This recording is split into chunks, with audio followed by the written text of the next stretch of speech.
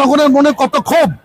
বাংলার মানুষ আজকে প্রাণ খুলে হাস্য আনন্দ করছে এবং ঢাকার রাস্তা, প্রতিটা রাস্তা জনসমুদ্র হয়ে গিয়েছে।